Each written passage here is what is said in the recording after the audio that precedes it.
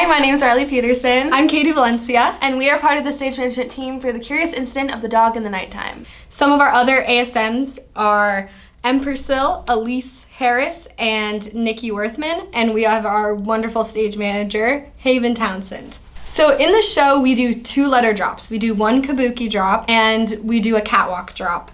If you guys don't know what a catwalk is, it's basically where a lot of lighting instruments are held and it's basically over top of the audience. So that is where our ASM team goes up during the show to drop these letters. There are 2 different types of paper we decided to print from. The first is vellum paper, which is a lot lighter and more translucent, and then regular printer paper. Looks like this, and then the vellum like this. Fun fact, is actually in Tegan's handwriting, and we cut them at different lengths and sizes to make sure that the drop looks super dynamic and interesting. The other drop we do is a kabuki drop, which comes from a Japanese style of theater.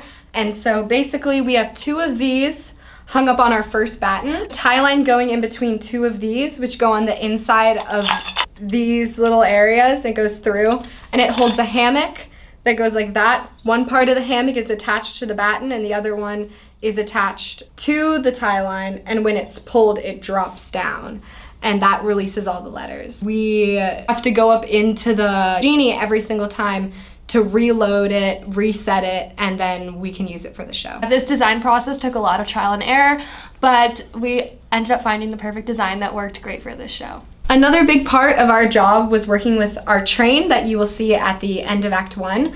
So every night we have to preset train track. Into our trap doors, we have 3 of them around our thrust and our stage extension. We just set them in the same way so it makes approximately the same shape every night. And we have to make sure that it's something that our actor, Harry McInnes, can see in the dark, that he can understand quickly, and something that will be easy for him to execute. Because he has to take about 50 or so of these and clip them together in the dark with, again, the pressure of performing. So it's our job to make sure that that whole process goes super duper smoothly, and hopefully you will see how great it went. One thing that we had to keep track of and that we had to make sure fit the rest of our show were our houses that are also set at the end of Act 1. We put gels, we put 2 different kinds of gels. One that we had to make sure was warm enough to fit the lighting that was going on in this scene. We put a diffuser on it too so it wasn't too bright. And we attached finger lights so they can easily be turned on and off. We also had to make sure that all of the small little houses that look sort of like milk cartons were charged and had their batteries. It's hard to see in this lighting, but yes, this is what the little houses look like. We also have Big Ben, which is Christopher's ultimate destination at the end of Act 1, a super climactic moment. We wanted to make sure that this had the same beautiful lighting effect as the houses, but was more significant because he is going to London, of course. We took this little statue thing of Big Ben, we filed it down so it'd be a little more translucent and easy to see through.